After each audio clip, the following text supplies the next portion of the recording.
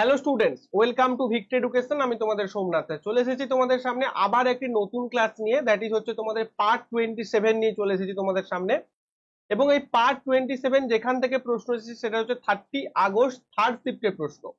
Part 27 30 আগস্টের first শিফটে তোমরা প্রশ্ন করেছো, আর সেকেন্ড শিফটের প্রশ্নটা আগের দিন যে আমি লাইভ ক্লাস নিয়েছিলাম লাইভ মক, সেখানে কিন্তু সেকেন্ড শিফটের প্রশ্ন ম্যাক্সিমাম পোর্শনটা করিয়ে দিয়েছি।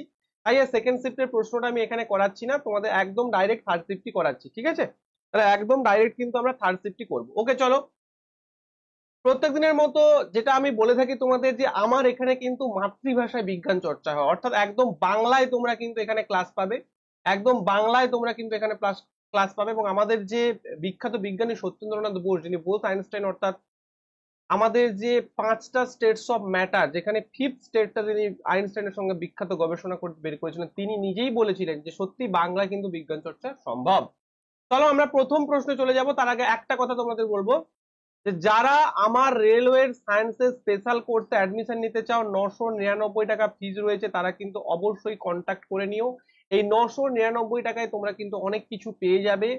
স্মার্ট নোটস পাবে, বিশেষ করে এনসিইআরটি যারা A to Z কভার করতে চাও, কারণ এনসিইআরটি থেকেই তোমাদের কিন্তু প্রশ্নগুলো আসে। আজকেও আমি তোমাদের দেখিয়েছি যে কিভাবে এনসিইআরটি থেকে বারবার বারবার প্রশ্নগুলো আসছে, এবং সেগুলোই আজকে তোমাদের সামনে কিন্তু আমি আলোচনা করব। তো আমাদের এই ব্যাচটার অফার প্রাইস রয়েছে কিন্তু 999 টাকা, অর্থাৎ এই ব্যাচটার প্রাইস থাকে সাধারণত 1200 টাকা, কিন্তু বর্তমানে রয়েছে 999 টাকা। কতদিন পর্যন্ত থাকবে? 15 আগস্ট পর্যন্ত। ঠিক আছে, আর এই ব্যাচটার প্রাইস রয়েছে, টোটাল প্রাইস রয়েছে 2000 টাকা, অর্থাৎ 2000 টাকা। এটা কিন্তু ওয়ান টাইম প্রাইস। এই 2000 টাকা, এটা কিন্তু অরিজিনাল প্রাইস হচ্ছে 2599, 2600 টাকা। সেটা কিন্তু বর্তমানে 2000 টাকা যাচ্ছে কত পর্যন্ত? 16 আগস্ট পর্যন্ত এই ব্যাচটা থাকবে, যেখানে তোমাদের ম্যাথ, জিআই, জিকে, জিএস সমস্ত কিছু কমপ্লিট করা হবে। যারা শুধু সায়েন্সের জন্য পড়বে তারা তো এই ব্যাচটা জয়েন করতে পারো, যেটা হচ্ছে রেলওয়ে সায়েন্সের ব্যাচ। চলো আজকে প্রশ্ন শুরু করা যাক। প্রথম প্রশ্ন বলছে, থাইরক্সিন হরমোন গঠনের জন্য কোন খনিজটির প্রয়োজন হয়? তোমরা নিশ্চয়ই জানো যে আমাদের যে থাইরক্সিন হরমোন, যেটা কি করে T4 এবং T3 রূপে ক্ষরিত হয় থাইরয়েড গ্রন্থি, অর্থাৎ এই জায়গাটা কিন্তু আমাদের থাইরয়েড গ্ল্যান্ড থাকে। এইখান থেকে যে থাইরক্সিন হরমোন ক্ষরিত হয় সেটা একটা আয়োডিন আয়োডিন খনিজের কিন্তু প্রয়োজন হয়। কিসের খনিজের প্রয়োজন হয়? না, আয়োডিন খনিজের কিন্তু প্রয়োজন হয়। তাহলে আয়োডিন হয়ে যাবে তোমার এখানে সঠিক উত্তর। পরবর্তী প্রশ্ন কি বলছে, এটিপিতে টার্মিনাল ফসফেট সংযোগ জল ব্যবহার করে ভেঙে গেলে, অর্থাৎ এটিপি থেকে কি হচ্ছে, অ্যাডিনোসাইন ট্রাইফসফেট থেকে এটিপি থেকে কি উৎপন্ন হচ্ছে? এডিপি। সেই যে প্রক্রিয়া কত শক্তি উৎপন্ন হয়? তুমি বলবে স্যার এ ধরনের প্রশ্ন তো ভীষণ কঠিন প্রশ্ন, এগুলো তো আমি পারবো না। এগুলো কোথা থেকে প্রশ্ন আসে? সোমনাথ স্যার আছে তোমাদের জন্য। শুধুমাত্র পড়াবো না, একটু জ্ঞান দিয়ে চলে যাব না, সাথে সাথে এটাও তোমাকে বলে যাব যে কোন জায়গাটা তোমাকে পড়তে হবে, যেটা আমি বিগত ক্লাসগুলোতেও বলে এসেছি এবং এই ক্লাসগুলোতেও বলবো। সেটা হচ্ছে এই জায়গাটা। দেখো, এই এই পেপার কাটিংটা কোথাকার বা বুক কাটিংটা, এটা হচ্ছে তোমাদের এনসিইআরটি ক্লাস 10। এনসিইআরটি ক্লাস 10 জৈবনিক প্রক্রিয়া, জৈবনিক জীবনের বিভিন্ন যে ঘটনাগুলো থাকে, লাইফ প্রসেস ইংলিশের নাম, সেখান থেকে দেখো এডিপি, এই এডিপি থেকে যখন এটিপি উৎপন্ন হয়, অর্থাৎ এডিপি থেকে এটিপি উৎপন্ন হয় বা শ্বসন চলাকালীন মুক্ত শক্তি এডিপি এবং অজৈব শক্তি এটিপি আছে। এখানে আমি তোমাদের বলেছিলাম, কি বললাম, এটিপি থেকে এডিপি না, সরি, এডিপি থেকে এটিপি যখন তৈরি হচ্ছে, এক্সট্রিমলি সরি, এডিপি থেকে যখন এটিপি তৈরি হচ্ছে তখন কি হচ্ছে না, 30.5 জুল/মোল এত পরিমাণ শক্তির কিন্তু মুক্তি ঘটে। দেখো একদম এনসিইআরটি তে তোমাদের ডাইরেক্ট কিন্তু দেওয়া রয়েছে। তোমরা জানলে অবাক হবে, আগের বছরের যে প্রশ্নগুলো এসেছে না গ্রুপ ডির, সেগুলো কোথা থেকে এসেছে তোমরা জানো?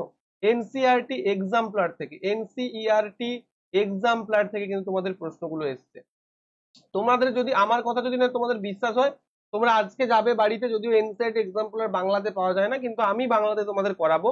বাড়িতে যাবে, গিয়ে কি করবে না, তোমরা নেট থেকে এনসিইআরটি এক্সাম্পলারের যে বইটা সেটা ডাউনলোড করবে, দিয়ে গ্রুপ ডির যে প্রিভিয়াস তার সঙ্গে ট্যালি করে করে দেখবে যে যতগুলো কঠিন প্রশ্ন এসছে তার সোর্সটা কি।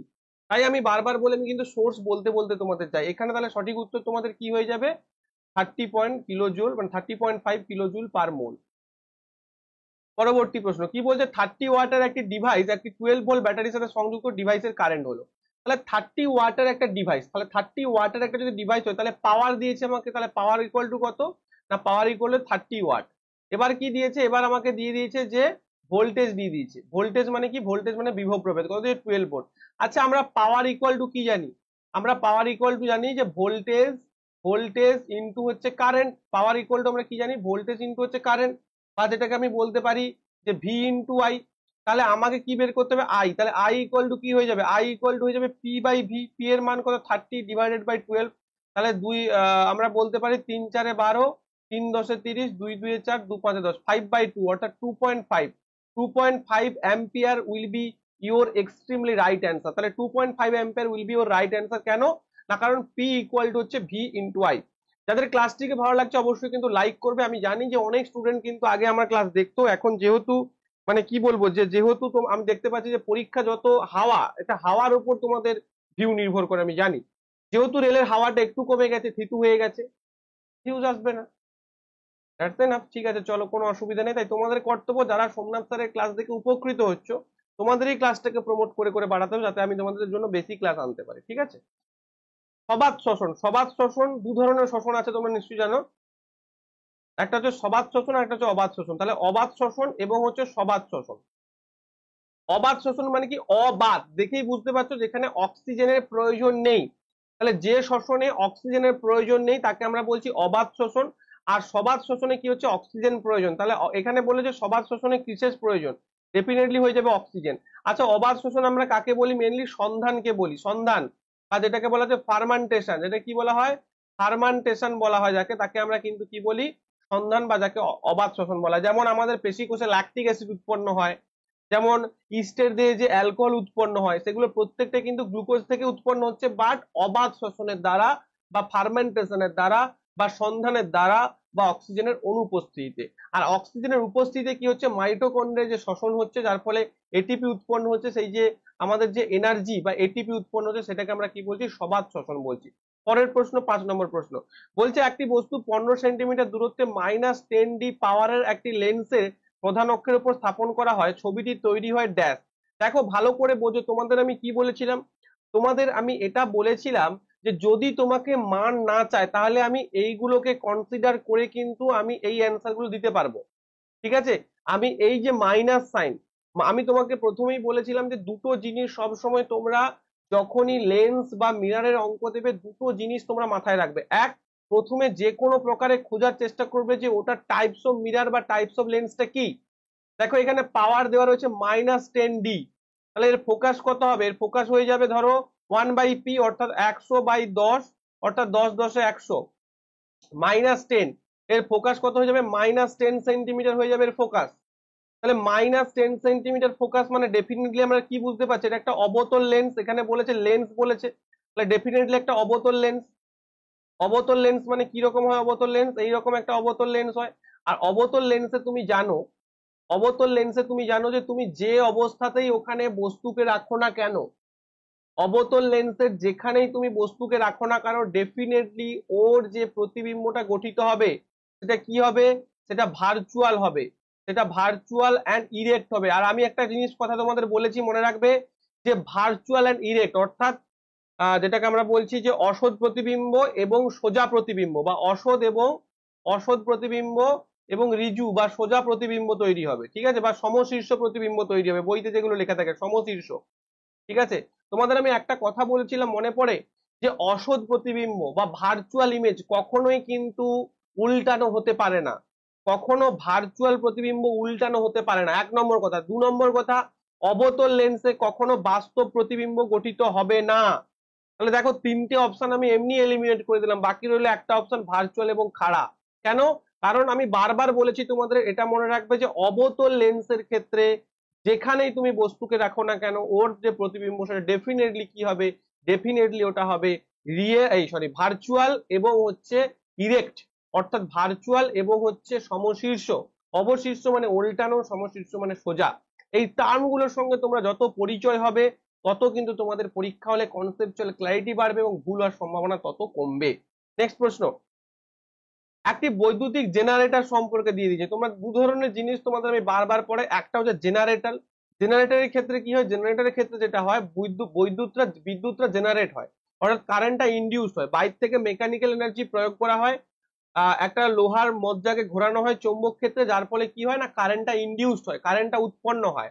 আর মোটরের ক্ষেত্রে ঠিক উল্টো, বাইরে থেকে কারেন্ট দেওয়া হয় কিন্তু মেকানিক্যাল এনার্জিটা আমরা পাই। ঠিক আছে, এখানে কি বলেছে দেখো, বৈদ্যুতিক জেনারেটর বলছে প্রতি অর্ধেক ঘূর্ণনের পর কয়েল নিজ নিজ বাহুতে কারেন্টের তার দিক বিপরীত করবে, একদম ঠিক।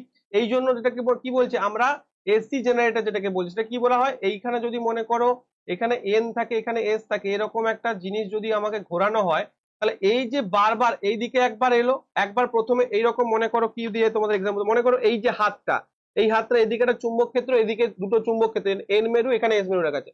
তাহলে এই যে হাতটা যখনই এইভাবে একবার ঘুরলো, দেখো এইভাবে তো বন বন করে ঘুরবে এরকম করে, যখনই এইভাবে ঘুরলো একবার তখন একদিকে কারেন্টটা গেল, যখন আবার এইভাবে ঘুরবে আবার আবার যখন ঘুরে এই দিকে আসছে, একই দিকে ঘুরছে, তো এইরকম যখন হবে তখন কিন্তু আবার অন্য দিকে কারেন্টটা যাবে, ঠিক আছে।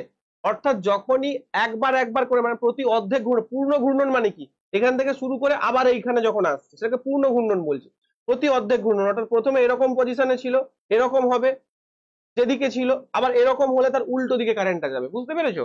তো এটাকেই বলছে কিন্তু প্রতি অর্ধেক ঘূর্ণনে নিজ নিজ বাহুতে কারেন্টটা বিপরীত দিকে হয়। খুব ভালো একটা কনসেপ্ট, এগুলো পরীক্ষা হলে প্রচন্ড গুলায়, ঠিক আছে।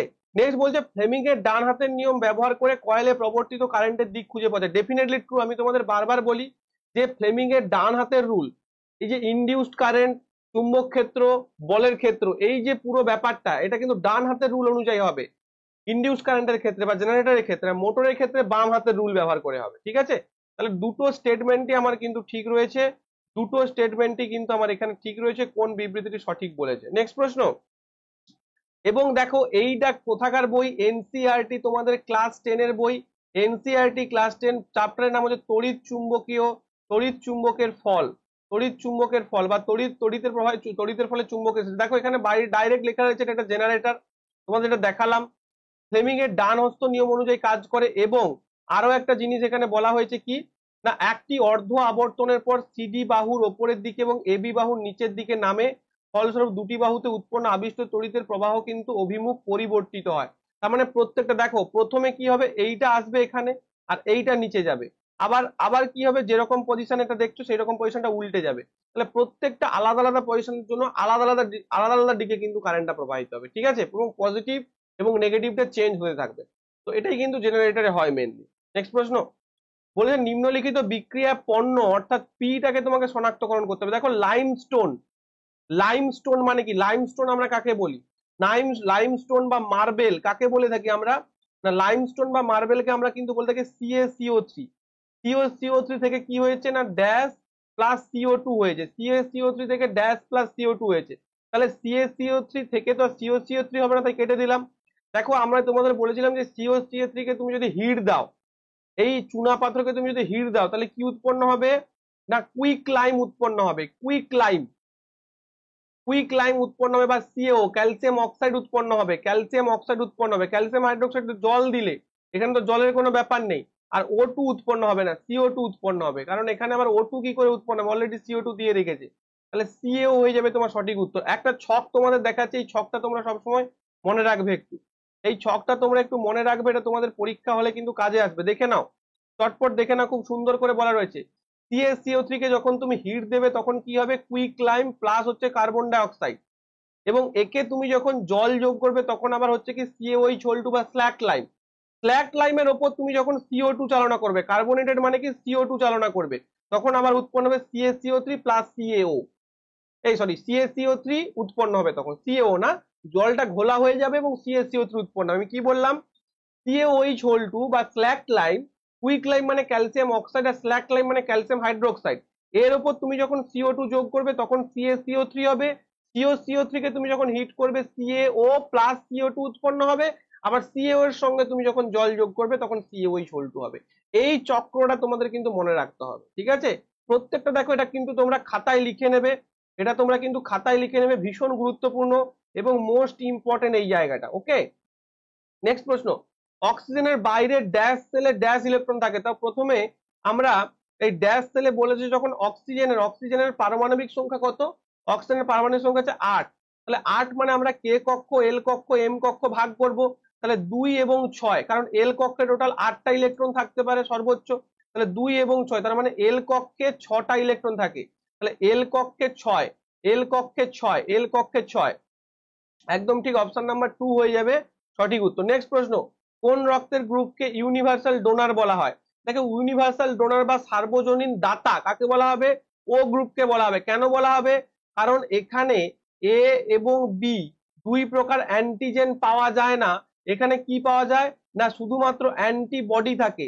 অ্যান্টিবডি থাকে, যেহেতু দুই প্রকার অ্যান্টিবডি থাকে তাই এটা কিন্তু ইউনিভার্সাল ডোনার বলা হয়। আর ইউনিভার্সাল অ্যাকসেপ্টার কাকে বলা হয়? এবি কে বলা হচ্ছে ইউনিভার্সাল অ্যাকসেপ্টার। কেন কি না, এখানে এ অ্যান্ড বি উভয় প্রকার অ্যান্টিজেন থাকে। এগুলো তোমার পরীক্ষায় কিন্তু চলে আসতে পারে, তাই এগুলো আমি তোমাকে কিন্তু বলে দিচ্ছি, বি কেয়ারফুল। ক্লাসটিকে ভালো লাগলে অবশ্যই লাইক করবে এবং বন্ধুদের সঙ্গে শেয়ার করবে। নেক্সট প্রশ্ন 10 নম্বর বলছে 40 সেন্টিমিটার ফোকাল লেন্থের একটি উত্তল লেন্সের শক্তি কত? তাহলে 40 সেন্টিমিটার ফোকাস দৈর্ঘ্য, দেখো 40 সেন্টিমিটার ফোকাস দৈর্ঘ্যের একটি উত্তল লেন্সের শক্তি তোমাকে চেয়েছে। তার মানে পি ইকুয়াল টু আমরা কি যাবো 1/f, তাহলে 100 ডিভাইডেড বাই 40। কেন 100 করলাম? কারণ এটা তোমাকে 40 সেন্টিমিটার দিয়েছে, ঠিক আছে, আর আমাকে পিটা বের করতে মিটারে, তাই আমি 100 করলাম, ঠিক আছে। তাহলে 0 0 করলাম, 2 2 4, 2 5 10, 5/2, তাহলে কি হয়ে যাবে 2.5 ডায়াপ্টার। 2.5 ডায়াপ্টার, দেখো এখানে প্লাস রয়েছে, তাহলে ডেফিনেটলি এখানে মাইনাস আসার কোনো সংজ্ঞাই নেই, তাহলে 2.5 ডায়াপ্টার হয়ে যাবে সঠিক উত্তর। এটা ডেফিনেটলি উত্তল লেন্স। নেক্সট প্রশ্ন বলছে একটি উত্তল আয়নার ফোকাস দৈর্ঘ্য দেখো 15 centimetre, new Cartesian sign convention অনুযায়ী বক্রতা কেন্দ্র। তাহলে নিউ কার্টেসিয়ান মাইনাসটাকে তো আমি অবশ্যই কাটবো, কেন না, যেহেতু উত্তল আয়না বলেছে, উত্তল দর্পণ বলেছে, তাহলে বক্রতা কেন্দ্র কি হবে? আমরা কি জানি, এফ ইকুয়াল টু কি জানি, r/2, তাহলে r ইকুয়াল টু 2f, তাহলে r ইকুয়াল টু 2 ইন্টু 15, অর্থাৎ 13 সেন্টিমিটার হয়ে যাবে তোমার সঠিক উত্তর, 30 centimetre, option number A. Next প্রশ্ন খুব ভালো গুরুত্বপূর্ণ প্রশ্ন, যে যেখানে আছো খাতা খুলে বসে পড়ো, এই প্রশ্নটা খাতার মধ্যে লিখে নাও। এবং যারা এই পার্টিকুলার যে শিফট গুলো আমি করাচ্ছি, আজকে 27 শিফটে পৌঁছে গেছি, যারা এই শিফট গুলো পিডিএফ পেতে যাও, আমার টেলিগ্রাম গ্রুপ ভিক্টরি এডু এই টেলিগ্রাম এই নামে টেলিগ্রাম রয়েছে, এখানে অ্যাড হয়ে যাও, এখানে সমস্ত পিডিএফ পেয়ে যাবে।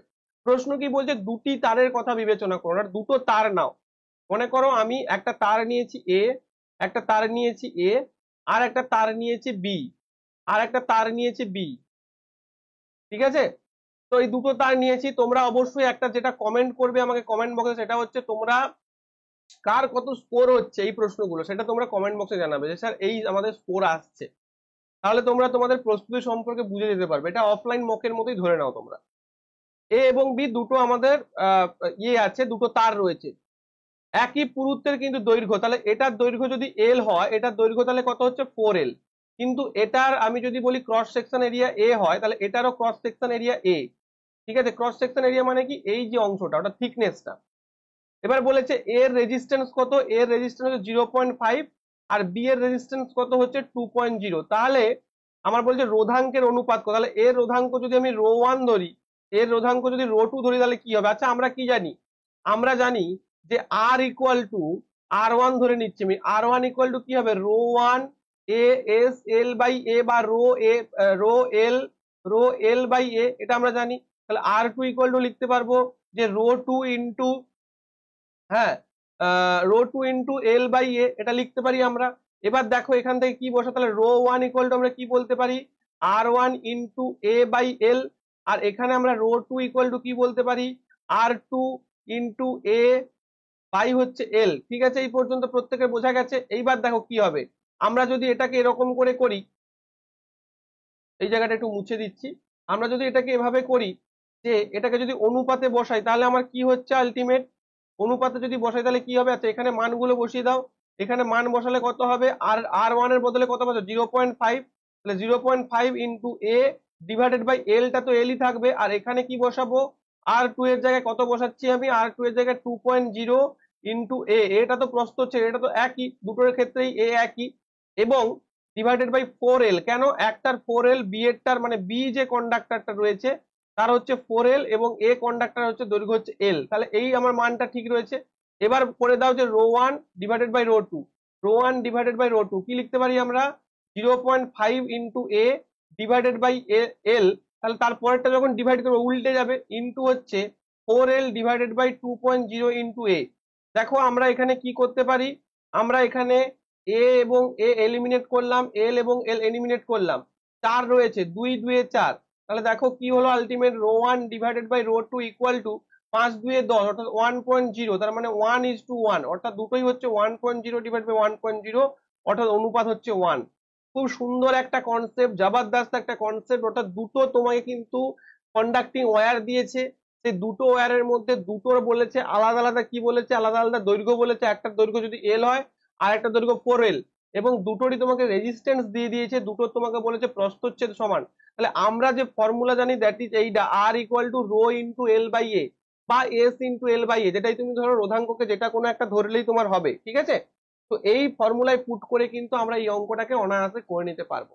খুব ভালো একটা প্রশ্ন ছিল, যদি ভালো লেগে থাকে বুঝতে পারো, এবং যারা ভাবছো যে এই ধরনের প্রশ্নগুলো স্যারের কাছে নিজস্ব ভাবে করব এবং আরো ভালো করে করব, তারা কিন্তু পেইড ব্যাচ জয়েন করতে পারো। 999 টাকা প্রাইস রয়েছে, একদম অল্প প্রাইস। অনেকে এটাকে হাই প্রাইস বলো, ভাই আমি যা কন্টেন্ট দিচ্ছি তোমাদের মোটেও হাই প্রাইস নয়। চলো বেশি কথা না বলে পরের প্রশ্নে চলে যাচ্ছি।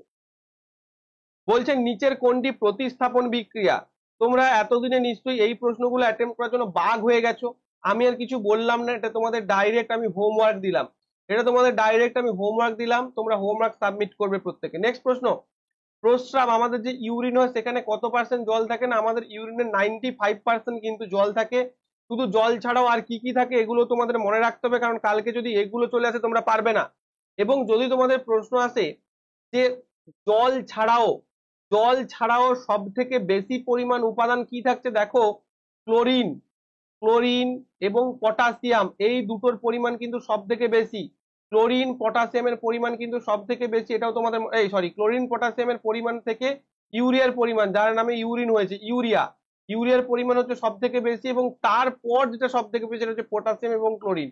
এইগুলো একটু মনে রাখবে, পরীক্ষা যদি খুব কঠিন প্রশ্ন হয় তাহলে এগুলো কিন্তু তোমাদের পরপর পরপর সাজিয়ে দিয়ে দেবে। অর্থাৎ কোনটার পর কোনটা ইউরিনের কনস্টিটিউয়েন্ট বেশি থাকে সেটা তুমি বলো, তাহলে সব থেকে বেশি পরিমাণ থাকছে 95% ওয়াটার, তারপর ইউরিয়া থাকছে। ইউরিয়াটা কোথা থেকে সৃষ্টি হয়? অ্যামোনিয়া থেকে সৃষ্টি হয়। কোথা থেকে কোথায় সৃষ্টি হয়? আমাদের লিভারে সৃষ্টি হয়, ঠিক আছে। পরবর্তী প্রশ্ন কি বলছে দেখো, 15 নম্বর প্রশ্ন বলছে যে নিচের বিবৃতিগুলো বিবেচনা করুন। দেখো পিএইচ এ পি এর অর্থ জার্মান ভাষায় প্রোটেন, যার অর্থ শক্তি, একদম ডেফিনেটলি একদম ঠিক রয়েছে। প্রোটেন অর্থাৎ প্রোটিন, পাওয়ার অর্থাৎ যার অর্থ কি শক্তি, একদম ঠিক। নেক্সট হচ্ছে পিএইচ স্কেলে আমরা পিএইচ কে সাধারণত 0 থেকে 16 পর্যন্ত পরিমাপ করি, তাই কি আমরা 0 থেকে 14 পর্যন্ত পরিমাপ করি পিএইচ স্কেল, 0 থেকে 16 পর্যন্ত নয়।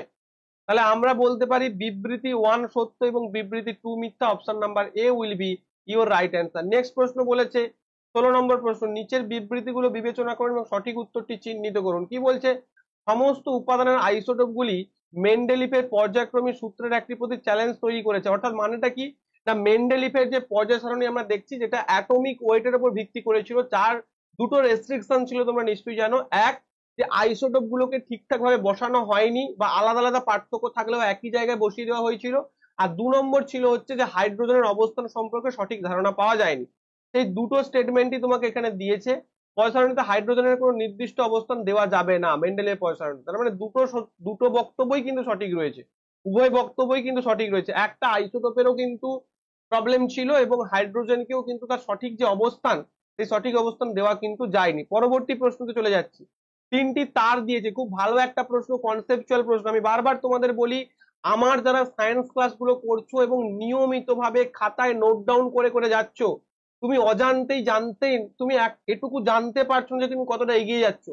At the end of the day তুমি যখন টেক্সট বুকে মক দেবে, বা তুমি যে কোনো পেইড মক সার্ভিস, আমার এখানে কিন্তু কোনো মক টেস্ট নেই, তো যে কোনো কোনো পেইড মক টেস্ট নেই, এটুকু বলতে পারি। যা মক টেস্ট হয়েছে যারা ব্যাচে পড়ে তাদের জন্যই করা হয়। তো যে কোনো পেইড মক টেস্ট তুমি যখন দেবে, বা আলটিমেট যখন পরীক্ষা হলে যাবে, তখন দেখবে যে তুমি অন্যান্য পরীক্ষার্থীদের তুলনায় অনেকটাই এগিয়ে গেছো। কারণ হিন্দির বহু চ্যানেল রয়েছে, তাদের নাম আমি করছি না, তারা কিন্তু যথেষ্ট ভালো পড়াচ্ছে, কিন্তু বাংলায় কন্টেন্ট একদমই লো, এটা আমি বলতে পারি একদম। চলো দেখো, এবিসি একই দৈর্ঘ্যের 3টি তারের রোধ যথাক্রমে 1 ওহম, 0.5 ওহম এবং 0.2 ওহম দিয়েছে। তাদের রোধাঙ্কের অনুপাত কত? তাহলে আমরা কি জানি? আমরা জানি যে আর equal two R1 R2 R3 আমাদের দিয়ে দিয়েছে। তাহলে R1 মানে কি হয়? এস এল, দেখো বলেছে একই দৈর্ঘ্য এবং একই বেধ, অর্থাৎ এস এল বাই এ, অর্থাৎ S1 L বাই এ। আর আমরা বলতে পারি S2 L বাই এ, আবার আমি বলতে পারি S3 L বাই এ। আচ্ছা, এইবার আমাকে চেয়েছে S1 S2 S3, তার মানে S1 ইকুয়াল টু আমরা কি লিখতে পারি? S1 ইকুয়াল টু লিখতে পারি R1 A বাই হচ্ছে L, S2 ইকুয়াল টু কি লিখতে পারি R2 A বাই হচ্ছে L, আর S3 ইকুয়াল টু কি লিখতে পারি R3 A বাই L। তাহলে দেখো আমাদের তো A আর L এর তো দরকার নেই, A আর L গুলোকে এলিমিনেট করে দাও, কারণ প্রত্যেকটা তারের ক্ষেত্রে সমান, এগুলোকে এলিমিনেট করে দাও, দিয়ে কি করো না S1 R1 S2 R2 S3 R3 হয়ে যাবে। অর্থাৎ আমরা বলতে পারি 1, এটার ক্ষেত্রে বলতে পারি 0.5, এটার ক্ষেত্রে বলতে পারি 0.25। তো তুমি বলবে স্যার আপনি এত কিছু করে কেন দেখালেন? ভাই ভবিষ্যতে তোমাদের এই প্রশ্নটাকে যদি ঘুরিয়ে দিয়ে দেয় যে প্রত্যেকটা রোধের অনুপাত দিয়ে দিয়েছে এবং বেদ এবং যে লেন্থের সেগুলো আল্লাহ আল্লাহ রেশিওতে দিয়ে দিয়েছে, তখন কিন্তু তোমাকে এই ফর্মুলাতেই করতে হবে। না হলে তো আমি তোমাদের ডাইরেক্ট দেখে দিতে পারতাম যে R1 এর সঙ্গে S1 টা ইকুয়াল হবে যদি একই বেদ আর একই দৈর্ঘ্য থাকে, কিন্তু আমি তোমাদের করে দেখিয়ে দিলাম যাতে ভবিষ্যতে এখান থেকে যে কোনো ধরনের প্রশ্ন আসলে তোমাদের প্রবলেম না হয়, কারণ অলরেডি একটা নির্দিষ্ট শিফটে দুটো প্রশ্ন কিন্তু চলে এসেছে এই জায়গাটা থেকে। তাহলে অনুপাত কি হবে S1 is two S2 is two S3 কি লিখতে পারি আমরা 1 ইজ টু 0.5 মানে 5/10 ইজ টু 25 বাই হচ্ছে 100, 25 4 100 5 2 10। তাহলে আমরা কি করতে পারি, আমরা আলটিমেট কি কি পেলাম দেখে নাও। আলটিমেট আমরা পেলাম 1 is to half is to 1/4, অর্থাৎ 4 দিয়ে গুণ করে দাও, 4 ইজ টু 4 দিয়ে গুণ করলে 2 ইজ টু 4 দিয়ে গুণ করলে 1, অর্থাৎ 4 is to 2 is to 1 will be your right answer. এই অনুপাতটা আশা করি তোমরা জানো, কারণ তোমরা অঙ্কতে অনুপাত সমানুপাত হিসেবে শিখেছো। তাহলে 4 is to 2 is to 1 will be your right answer. Very conceptual প্রশ্ন। ক্লাসটিকে ভালো লাগলে ডেফিনেটলি একটা লাইক করবে, যারা সাবস্ক্রাইব করোনি রেলের অ্যাসপিরেন্ট যদি তুমি হও ডেফিনেটলি সাবস্ক্রাইব করবে, অথবা আদার অ্যাসপিরেন্ট হলে কোনো অসুবিধা নেই সেক্ষেত্রে। একটি কার্বন পরমাণু এল সেলে কটি ইলেকট্রন থাকে? প্রথমে কার্বন পরমাণুর যে পারমাণবিক সংখ্যা কত C6 6, তাহলে 6 যদি হয় কে এবং এল 2 এবং 4, অর্থাৎ এল সেলে 4টা ইলেকট্রন থাকবে, 4টা ইলেকট্রন থাকবে। ঠিক আছে, নেক্সট প্রশ্ন, নিউল্যান্ড আর অক্টেভের সাথে তুলনা করেছেন কিটা দিয়ে? না অক্টেভের সাথে মিউজিক্যাল নোটের তুলনা করেছেন, এগুলো না মিউজিক্যাল নোটের তুলনা করেছেন। অর্থাৎ এই যে 8টা পরপর যেটা একটার সঙ্গে তার 8 নম্বর মৌলটার যে রিলেশন সেটা কিসের উপর ভিত্তি করে করেছিল? অ্যাটমিক ওয়েটের উপর ভিত্তি করে করেছিল। টোটাল কটা এলিমেন্ট নিয়ে করেছিল? 56। প্রথম এলিমেন্ট কি ছিল? হাইড্রোজেন। এইগুলো তোমাদের বারবার প্রশ্ন আছে। লাস্ট এলিমেন্ট কি ছিল? থোরিয়াম। লাস্ট এলিমেন্ট ছিল থোরিয়াম। তার এই লটা কত দূর পর্যন্ত কার্যকরী ছিল? 20 নম্বর পর্যন্ত, অর্থাৎ ক্যালসিয়াম পর্যন্ত তার এই ল কার্যকরী ছিল। তারপর কিন্তু তার এই লটা কার্যকরী ছিল না। হাইড্রোজেন থেকে ক্যালসিয়াম পর্যন্ত এই অক্টেভটা কার্যকরী ছিল, পরের গুলো কিন্তু কার্যকরী ছিল না। নেক্সট প্রশ্ন, অতিমাত্রায় অতিবেগুনি রশ্মির সংস্পর্শে আসার ফলে, অর্থাৎ প্রচুর পরিমাণ তুমি যদি অতিবেগুনি রশ্মির বা ইউভি রশ্মির সংস্পর্শে যাও তাহলে তোমার কি হবে? তাহলে তোমার ডেফিনেটলি ত্বকের ক্যান্সার হবে বা স্কিন ক্যান্সার হয়ে যাবে। ঠিক আছে, যেটা দেখা যাচ্ছে বর্তমানে। আচ্ছা, plaster of Paris, plaster of Paris কি জানি আমরা? CaSO4 হাফ H2O, এটাকে বলছি প্লাস্টার অফ প্যারিস, বা এটাকে আমরা এরকমও লিখতে পারি 2CaSO4 H2O। এই যে প্লাস্টার অফ প্যারিস, এই প্লাস্টার অফ প্যারিস কোথায় ব্যবহার করা হয় না বলেছে? তাহলে প্লাস্টার অফ প্যারিস বিল্ডিং এ, তুমি যে বিল্ডিং এ হচ্ছে যে বিভিন্ন রকম যে পলিশিং করা হয় সেখানে প্লাস্টার অফ প্যারিস ব্যবহার করা হয়। খেলনা তৈরির কাজে, ভাঙা হাড় জোড়ার জন্য প্লাস্টার অফ প্যারিস দিয়ে দেখবে হাত বেঁধে দেয়, কিন্তু রান্না করার জন্য এটা ব্যবহার করা হয় না। তার মানে এটাই হয়ে যাবে তোমাদের সঠিক উত্তর। ঠিক আছে, নেক্সট প্রশ্ন, অবতল আয়নার সামনে একটি বস্তু তার ফোকাস দৈর্ঘ্যের দ্বিগুণ দূরত্বে স্থাপন করা হচ্ছে, এটি একটি ছবিটি একটি দূরত্বে গঠিত। এটা তো খুবই সহজ প্রশ্ন। অবতল আয়নায় দেখো আমি কি জানি না, অবতল আয়না ফোকাস দৈর্ঘ্যের দ্বিগুণ দূরত্ব, আমরা দেখো ফোকাস দৈর্ঘ্যের দ্বিগুণ দূরত্ব, অবতল আয়না তো 2f হয় না, তাহলে অবতল আয়না 2f মানে কি? 2f মানে তার আর, অর্থাৎ সি তে হচ্ছে রাখা হয়েছে বস্তুটাকে। অর্থাৎ এটা যদি এফ হয়, এটা যদি এফ হয় তাহলে আমি বলতে পারি কি? বলতে পারি এটা যদি আমার সি হয় তাহলে এইটা যে ডিস্টেন্স তার দ্বিগুণ ডিস্টেন্স হচ্ছে এই ডিস্টেন্সটা। তার মানে এইখানে একটা বস্তুকে রাখা হয়েছে, তাহলে সি তে বা সেন্টার অফ কার্ভেচারে যদি কোনো বস্তুকে রাখা হয় তাহলে ডেফিনেটলি তার প্রতিবিম্বটাও সি তেই গঠিত হবে, অর্থাৎ 2f এই গঠিত হবে। ঠিক আছে, 2f এই গঠিত হবে। যদি এটা সি থাকতো, এখানে অপশন গুলো সি থাকতো, তাহলে তুমি অ্যাট সি হতো উত্তর। যেহেতু 2f আছে তাই আমি এখানে 2f করেছি। ঠিক আছে, তো এই ছিল আজকে ক্লাস। আশা করি তোমাদের প্রত্যেকের ক্লাস ভালো লাগছে এবং বুঝতে পারছো খুব সুন্দরভাবে কিন্তু আমি তোমাদের প্রত্যেকটা জিনিস ডিসকাশন করার চেষ্টা করছি। যাদের কাদের যদি কোনো ডিমান্ড থাকে তোমরা সেটা অবশ্যই কমেন্ট বক্সে জানাবে। যারা এক্সক্লুসিভ পেইড ব্যাচে ভর্তি হতে চাও, যারা পেইড ব্যাচে ভর্তি হলে সুবিধাটা কি বা কারা বা ভর্তি হবে, যারা মনে করছো যে স্যারের কাছে স্যারের পড়া বুঝতে পারছি, 1 নম্বর কথা, যারা আমার পড়া বুঝতে পারছো ডেফিনেটলি তারাই ভর্তি হবে। যারা এতদিন পড়াশোনা করে মনে করছো যে স্যার যেভাবে পড়াচ্ছেন তাতে মনে হয় পড়লে আমার ভালো হবে, সেই জায়গাটা থেকে তুমি ভর্তি হবে। কখনো গিমিক দেখে বা কোনো কিছু দেখে তুমি ভর্তি হতে যেও না। আমার কমেন্ট যারা এই সমস্ত ক্লাসে করে তারা ডেফিনেটলি ক্লাসে ভর্তি হয়ে, এগুলো কিন্তু মোস্ট ডিমান্ডেড এবং প্রিমিয়াম কোয়ালিটির ব্যাচ। এই ব্যাচটার প্রাইস রয়েছে 999 টাকা 15 আগস্ট পর্যন্ত। তুমি যদি অ্যাডমিশন নিতে চাও তার আগে তুমি আমার যত ক্লাস ইউটিউবে ডেমো হিসেবে করানো রয়েছে, থিওরি ক্লাস করানো রয়েছে, এনসিইআরটি বেসড ক্লাস করানো রয়েছে, প্রচুর পরিমাণ প্রিভিয়াস ইয়ার্স এর ক্লাস সুন্দর করে ডেসক্রিপশন মানে ডেসক্রাইব করে করে করানো রয়েছে, এক্সপ্লেনেশন করে করে, সেগুলো দেখো, তারপর তুমি ডিসিশন নাও যে তোমার ভর্তি হওয়া উচিত কিনা। কোনো বাধ্যবাধকতা নেই, তুমি ইউটিউব থেকেই কিন্তু পড়াশোনা করতে পারো। যদি তুমি ভর্তি হতে চাও দেন অলওয়েজ ওয়েলকাম। থ্যাংক ইউ প্রত্যেককে, সবাই খুব ভালো থেকো, দেখা হবে পরের একটি সেশনে। তোমাদের এক্সাম সেশনের নেক্সট জাস্ট কিছুদিন পরেই তোমাদের শুরু হবে। যেহেতু সামনে ডব্লিউবিসিএস মেন্স এর পরীক্ষা রয়েছে, অনেকেই মেন্স দিচ্ছে, তার জন্য এই 4-5 দিনের পর তোমাদের কিন্তু এক্সাম শুরু হবে। ঠিক আছে, সবাই খুব ভালো থেকো, থ্যাংক ইউ প্রত্যেককে।